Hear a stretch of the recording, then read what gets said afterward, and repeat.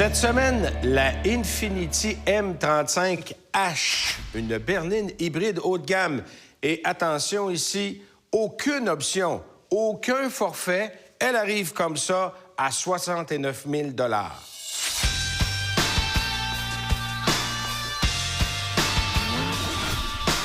Parlons design maintenant de cette voiture exceptionnelle qu'est la M d'Infiniti. Vraiment une magnifique automobile.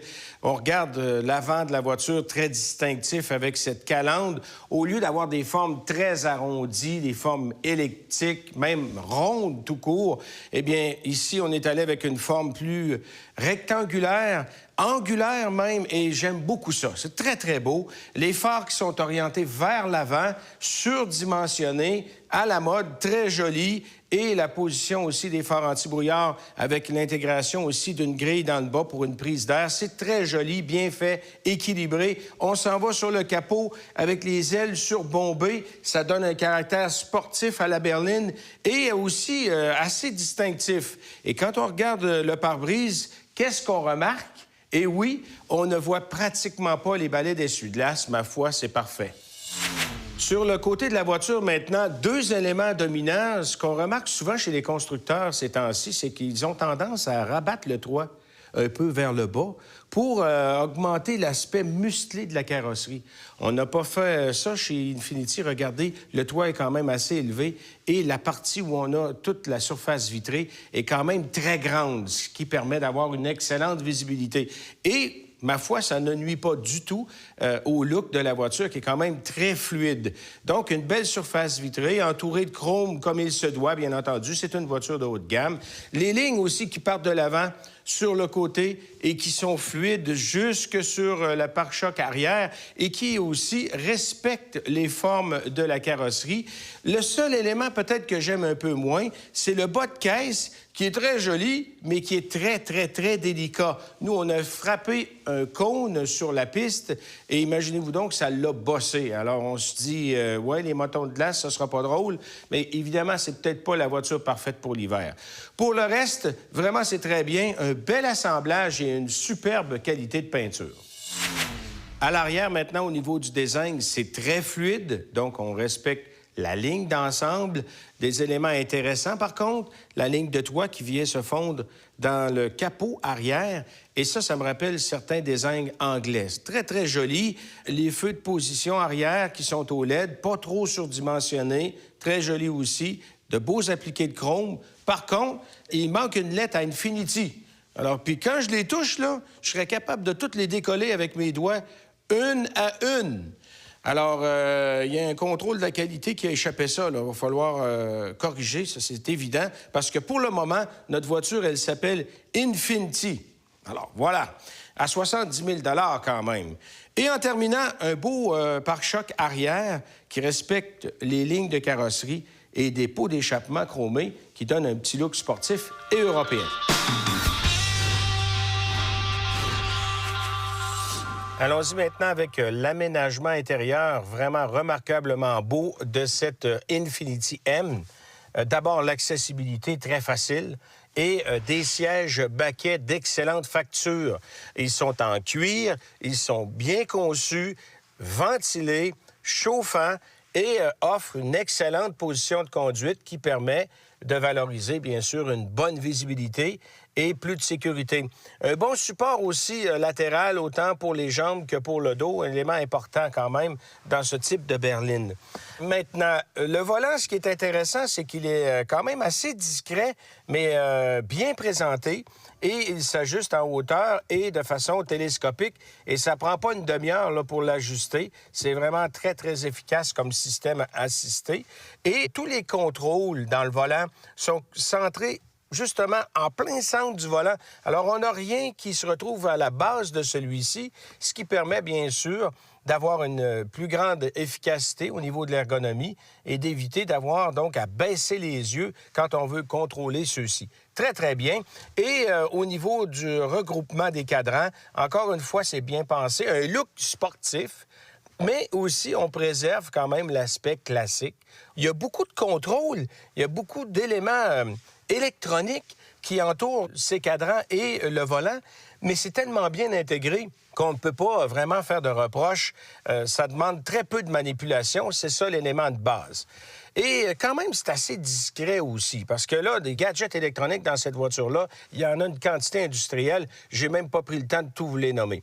Maintenant, ce que j'aime beaucoup aussi au niveau de la conception du tableau de bord, en plus des formes très, très distinctives, il y a cette console centrale qui est en 2 sections. Alors, on a repoussé vers l'avant l'écran, qui, lui, est très facile à lire parce qu'il est quand même surdimensionné. Et on a avancé vers le conducteur tous les contrôles qui regroupent, bien sûr, la ventilation, tous les gadgets électroniques, le système de son. Et c'est très facile à manipuler. Les boutons sont gros, faciles à lire, très, très, très bien pensés. Et les appliqués de bois sont magnifiques, en frein japonais, s'il vous plaît. Et c'est quand même très original parce qu'on ne voit pas ce genre d'appliqué de bois-là très souvent dans l'automobile. Encore une fois, j'oserais peut-être vous dire que ça me rappelle certains appliqués de bois parmi les plus beaux dans l'industrie d'automobile qui proviennent d'Angleterre. Alors, on voit qu'il y a une inspiration vraiment évidente. Au niveau de la console, maintenant, près du conducteur qui sépare les 2 bancs, eh bien, c'est encore aussi joli, les appliqués métalliques qui viennent donner un look très classique et moderne à cette berline, vraiment très, très beau. L'assemblage sans reproche, la qualité des matériaux sans reproche, la finition dans les portières sans reproche non plus. Et c'est la même chose pour la galerie de toit. Et à l'arrière, par contre, petit détail important, oui, c'est spacieux. Oui, on a une bonne visibilité, sauf que lorsqu'on s'assoit dans la berline, c'est quand même une grosse bagnole, le dossier est trop rabattu vers l'arrière. Et ce que ça provoque, c'est que lorsqu'on s'assoit et qu'on s'appuie, bien entendu, sur celui-ci, on se retrouve trop repoussé vers l'arrière. Et là, en regardant à l'extérieur, on a le pilier C en pleine face. Ce pilier, justement, qui supporte le toit. Alors, c'est vraiment pas bien pensé, d'autant plus que les sièges arrière ne s'ajustent pas. On peut rien faire, c'est fait comme ça. Et pour une grosse bagnole comme ça, c'est inacceptable. Les éléments de sécurité, 6 coussins gonflables. On aurait dû avoir au moins 8 coussins, je vous dis au moins, parce que dans le haut de gamme, généralement, on va à 9 maintenant et même à 10. Alors, je comprends pas. C'est vrai que c'est une voiture qui vaut seulement 70 000 $, mais il faudra corriger chez Infiniti de ce côté-là. Pour ce qui est du coffre, d'abord, le couvercle dégage très bien, une bonne ouverture, très belle finition, mais malheureusement, pas beaucoup d'espace de rangement. La raison, c'est la position de la batterie qui est entre la banquette arrière et le coffre, et ça, évidemment, ça prend beaucoup d'espace. La raison fondamentale aussi pourquoi on a placé la batterie là, c'est que c'est une propulsion arrière. Donc, il y a tout un paquet d'éléments de mécanique sous la voiture qui vient prendre beaucoup d'espace. Alors, on n'a pas eu de choix de la positionner là, la batterie, mais le compromis, c'est qu'on n'a pas de coffre.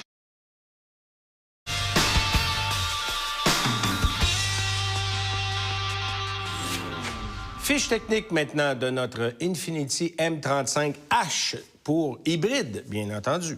Alors, c'est un moteur V6 de 3,5 litres. Ça part mal parce que, imaginez-vous donc que c'est l'ancienne génération de moteur V6 et non pas la nouvelle génération qui est à 3,7, mais plus économe. Alors, est-ce que c'est parce que ça faisait trop longtemps qu'on développait le système hybride avec ce moteur-là? Je ne le sais pas, mais c'est quand même un peu décevant sur papier. La puissance est là, il n'y a pas de trouble. Chez Lexus, c'est la même chose. Un moteur de 3,5 litres, même affaire, un V6 de 24 soupapes. Par contre, chez Lincoln, on a une approche différente. Oui, c'est plus timide. On a un 4 cylindres de 2,5 litres, puis on n'a pas la même puissance. Mais l'efficacité est là quand même. On le sait, on en a déjà parlé. Alors, lorsqu'on parle de puissance, bien là, écoutez, 300 chevaux chez Infiniti, 240 chez Lexus. Et quand on arrive chez Lincoln, ça tombe à 150 chevaux à peu près. Donc, on s'aperçoit là que c'est une approche totalement opposée à Infiniti et Lexus. Bon, mais on est dans la même catégorie de véhicules. Alors, pourquoi pas? Ce qui est intéressant, c'est qu'au niveau de l'approche de la motorisation, on a choisi pour Infiniti une transmission automatique à 7 rapports, quand même très sophistiquée et bien adaptée. Chez Lexus, on en a une à 6 rapports, encore une fois aussi bien adaptée, mais un peu moins sophistiquée que chez Infiniti. Mais chez Lincoln, on a une CVT. Vous savez que je ne suis pas très fort. J'aime beaucoup la technologie parce qu'elle est efficace pour économiser le carburant, mais c'est pas très excitant quand on conduit la voiture, parce que souvent, on a l'impression que la transmission glisse, ça donne une drôle de sensation. Quoique, chez Lincoln, on a quand même une CVT qui a du mordant. Au niveau de la direction, eh bien, elle est assistée électroniquement chez les 3 constructeurs.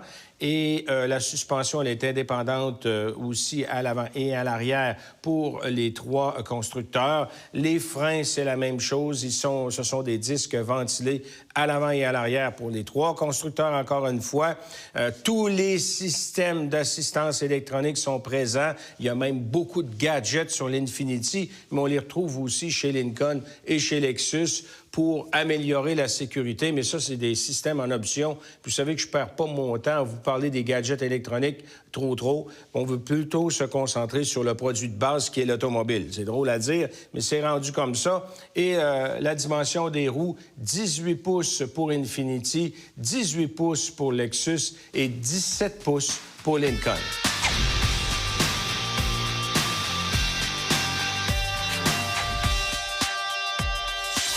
Sur la piste maintenant avec la M35H, on va faire un 0-100 km/h, une vraie bombe dès le départ, avec une telle puissance. On se demande comment ça se fait qu'on a la technologie hybride là-dedans. Un temps d'accélération 0-100 km/h en 5,8 secondes ahurissant. Aucun reproche à faire en termes de performance, vous allez me comprendre, évidemment. Avec un tel temps d'accélération, on se demande où est la logique. Honnêtement, je pense que si vous êtes un amateur de voitures de haute performance, vous n'avez pas besoin de vous acheter une technologie hybride comme sur la M. Je pense qu'une M conventionnelle va très bien faire l'affaire. Une voiture hybride, dans son esprit, doit mettre l'accent beaucoup plus sur l'économie de carburant que sur les performances. Et oui, la M pourrait être munie d'une technologie hybride, mais plus intelligente. Avec de telles performances, on ne comprend pas la logique. 200 chevaux, un petit moteur V6 beaucoup moins polluant et moins puissant, avec un moteur électrique très puissant et un système pour brancher les batteries la nuit, pour être capable d'utiliser la puissance électrique au maximum, aurait eu plus de bon sens. Mais de tels temps d'accélération sur une berline hybride, pour moi, ça ne tient pas debout. 100 km/h zéro maintenant. Bon, c'est une voiture quand même qui pèse au-delà de 2000 kg. 4 freins à disque, tous les systèmes. On devrait avoir quand même une distance sous la barre des 36 mètres au moins. Et monsieur, ça plonge par en avant, la pédale de frein saute énormément. Distance de freinage 37 mètres, c'est une des pires distances qu'on a eues pour une berline de la catégorie de la M, donc une grosse intermédiaire. Et ça n'a pas sa place. Encore une fois, on a fait des compromis. Des pneus qui ont moins de résistance permettent d'économiser un peu d'essence, mais pénalisent la voiture dans les distances de freinage. Une suspension trop molle pour améliorer le confort, oui, mais qui provoque des sautillements du train lorsque, justement, on freine de façon très brusque pour éviter un accident. Alors, des compromis qui sont, selon moi, sur une bagnole comme celle-là, inacceptables.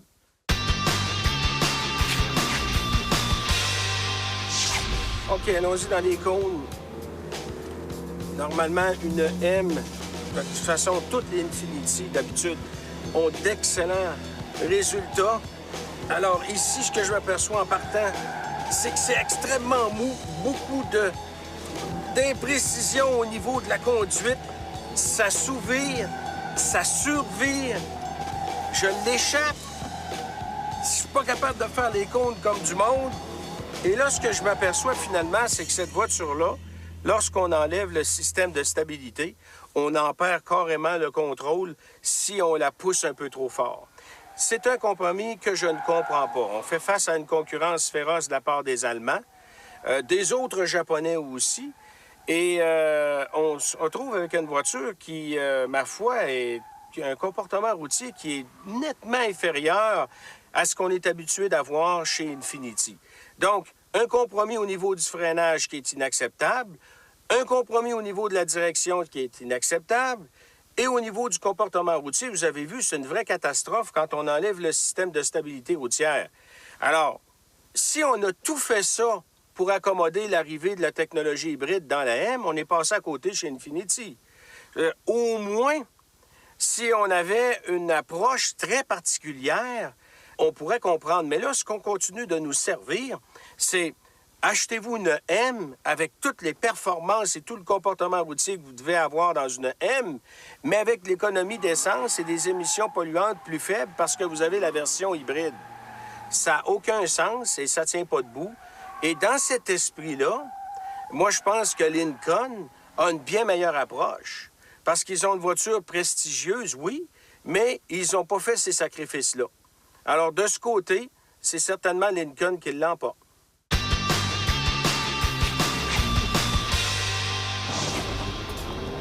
100 km/h 0 sur un chemin de gravier. On va vérifier la stabilité. Comme à l'habitude aussi, on va regarder la distance de freinage, mais surtout ce qui m'intrigue, c'est de voir le comportement de la suspension et des freins. En urgence, alors, le pré-safe entre en fonction, intéressant. Sautillement du train comme sur la piste. C'est étrange parce qu'au départ, j'ai senti qu'il y avait du mordant dans les freins et tout à coup, la pédale est venue dure parce que là, avec la distance de freinage, lorsqu'elle a commencé à diminuer, eh bien là, on a senti le train de suspension sursauter. Ça, évidemment, ça provoque une réaction du freinage anti-blocage, oui, qui relâche la pression et qui donc augmente la distance de freinage. Je pense pas que ce soit une question de puissance de frein. Je pense plutôt qu'il y a un problème de suspension à l'avant sur cette voiture-là. Et même si on est en présence de bras doubles triangulés, il faudra corriger surtout le temps de réaction pour que celle-ci puisse mieux répondre et diminuer d'autant la distance de freinage.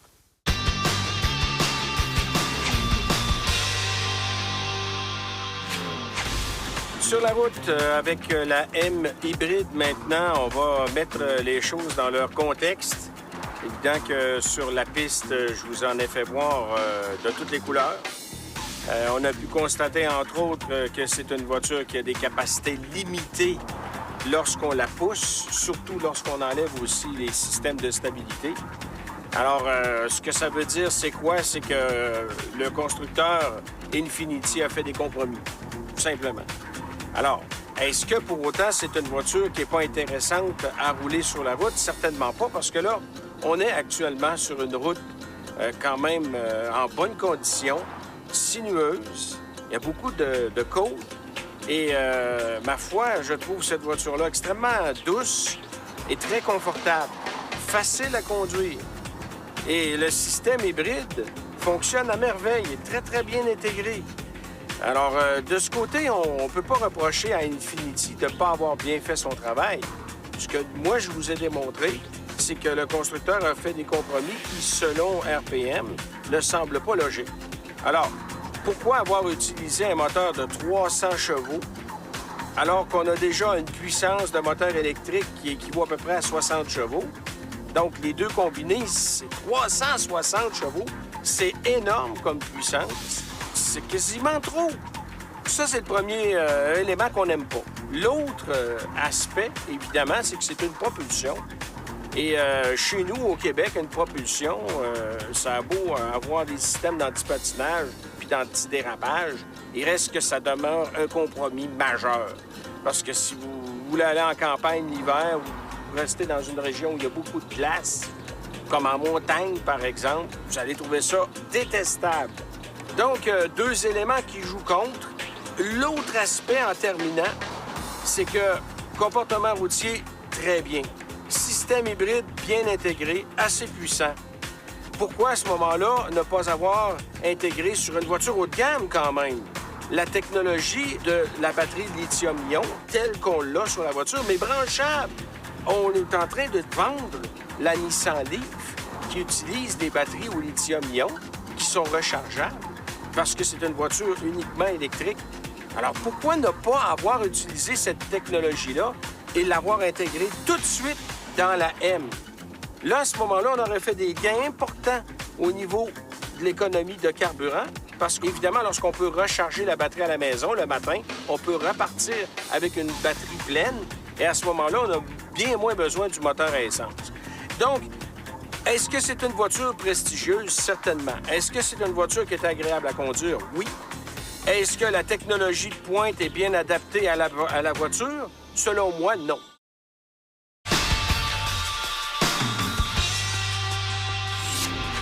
Conclusion, essai routier maintenant. Au niveau de la présentation, allons-y avec Infiniti, bien entendu. La M, superbe au niveau du design extérieur, des lignes très racées, très européennes. Vraiment une belle bagnole. Et à l'intérieur, l'ergonomie sans reproche. On suit avec Lexus et on ferme la marche avec Lincoln, qui est quand même une voiture très conservatrice au niveau du design, bien entendu, et même à l'intérieur aussi. Maintenant, sur la piste, eh bien là, c'est Lexus qui l'emporte, qui propose une performance un peu moins spectaculaire, mais qui a plus d'équilibre dans l'ensemble et qui est plus logique aussi dans son approche de comportement routier. Infiniti suit parce qu'il y a beaucoup de technologie et que c'est une voiture qui est quand même impressionnante au niveau de l'intégration de la technologie hybride. Vraiment très efficace. Et on suit, bien entendu, avec Lincoln qui ferme la marche. Et au niveau de l'inspection mécanique, eh bien là, vraiment, on revient à Infiniti qui propose une technologie remarquable au niveau, encore une fois, de la technologie hybride, mais aussi des composantes globales au niveau technique de la voiture. Très impressionnant, même si on a entre guillemets, un vieux V6 de 3,5 litres. Il en demeure pour moi que c'est un excellent moteur et les composantes de suspension, de frein, tout ça, c'est vraiment extrêmement bien intégré. Beaucoup de technologie à bord aussi, mais bien pensée et qui semble de très, très bonne qualité. Encore une fois, on sait, la problématique, c'est la suspension, mais on ne peut pas dire que cette voiture-là n'est pas bien construite. On suit avec Lexus en deuxième et on ferme la marche avec Lincoln. Donc, au niveau de l'essai, présentation et l'ensemble des résultats, eh bien, c'est l'Infiniti qui est en première position, suivi de la Lexus et on ferme la marche avec Lincoln.